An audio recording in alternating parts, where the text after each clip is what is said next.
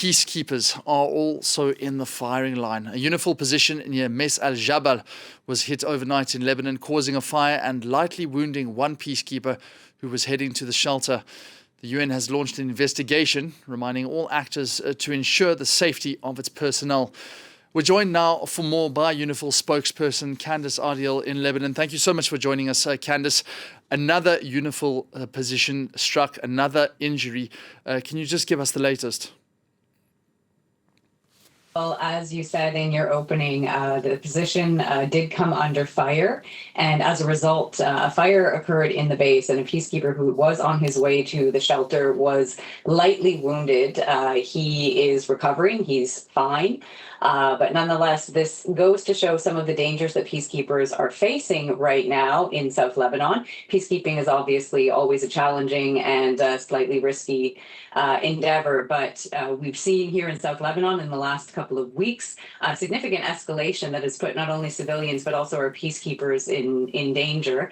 And last Friday, March 6th, of course, we saw another one of our positions that was directly hit, causing a fire and severely wounding one of our peacekeepers who's stable and recovering in hospital. So obviously the situation here in South Lebanon is precarious and volatile, not just for peacekeepers, but for the civilians who live here and who have had to leave this area as well.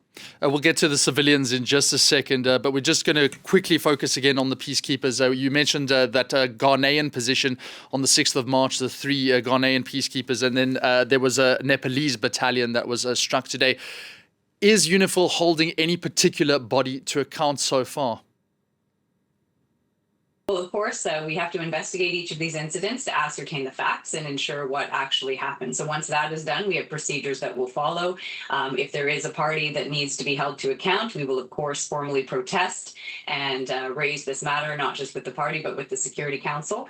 This is what we normally do in such situations. But as a general matter, of course, we, of course, have reminded the parties, all actors who are on the ground, of their obligations to ensure the safety and security of peacekeepers. Peacekeepers are here in South Lebanon simply with a mandate to help restore security and stability for the benefit of all people on both sides of the blue line. They're trying to perform that role admirably, nobly, and anything that puts them in danger puts that at risk and undermines the party's commitment to Resolution 1701, which is why peacekeepers are here.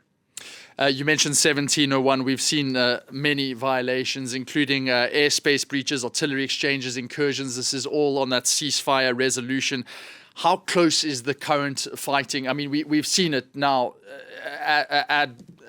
Just so much across the board in southern Lebanon, in particular. How close are we now to a full breakdown? And what kind of help can you get from the UN Security Council to bolster your positions? In the last couple of weeks, of course, we've seen a significant escalation, and it's something that we're deeply concerned about.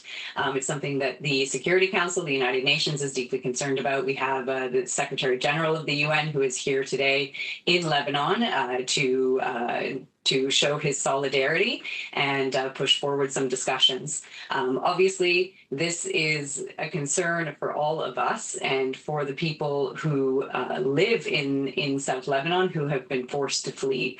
Peacekeepers are on the ground. We're working. We're continuing to monitor and report what's happening to the Security Council to keep them informed of what's happening on the ground. But obviously, that situation is extremely challenged at the moment since we don't have the same mobility that we used to have. And so we're not able to monitor and report to the same extent that we were. We, of course, are seeing an escalation. We're seeing daily airstrikes. We're seeing daily artillery fire. We're seeing rocket fire coming from Hezbollah toward Israel. And this is happening every single day on a constant basis in various areas across the blue line. We are, of course, concerned about an escalation. There's been speculation about a possible ground invasion. Peacekeepers are working around the clock to prevent that in whatever way we can. And this includes not just our monitoring and reporting of what's happening, but also our liaison and coordination mechanisms. We maintain contact with both parties, with the Lebanese Armed Forces, with the Israel Defense Forces, and we work to de-escalate and to urge them to exercise restraint at this very critical time to avoid the situation from spiraling out of control. In the event of a ground invasion, though, what is your mandate?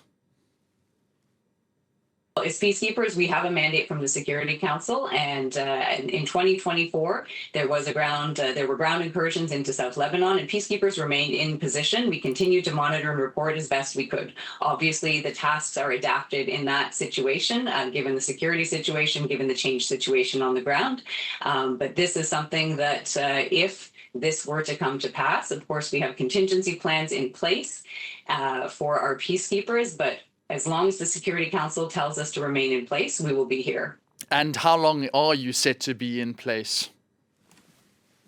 Well, the last resolution that the Security Council adopted in 2025 gave us a mandate, a final mandate, until the end of 2026. So as of December 31st, 2026, that will be the last day of UNIFIL in South Lebanon. We will begin a withdrawal period after that. But the Secretary General is set to present options in June for what comes next for Resolution 1701 after UNIFIL. So that will provide some guidance and clarity. But in the meantime, peacekeepers are here until the end of the year, and we will continue to do our work to implement our mandate to the best that we can in the very challenging circumstances that we have right now, until the end of the year. And you mentioned very challenging circumstances. Obviously, there's that year-end limit, but you remain quite hopeful that it can be extended.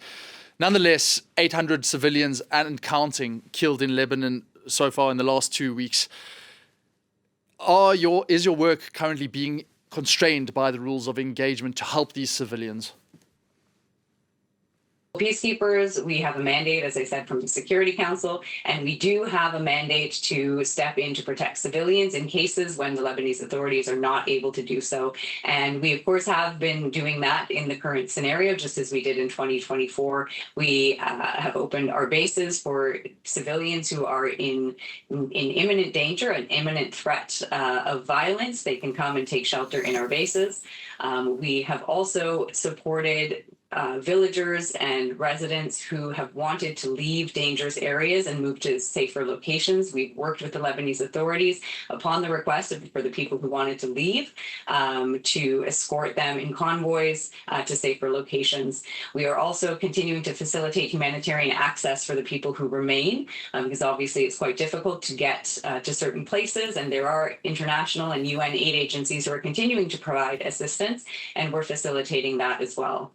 A final question, Kandice, just back on the peacekeepers and your positions there and just how your outlook is at this stage. 4 injuries so far, and the bombing continues.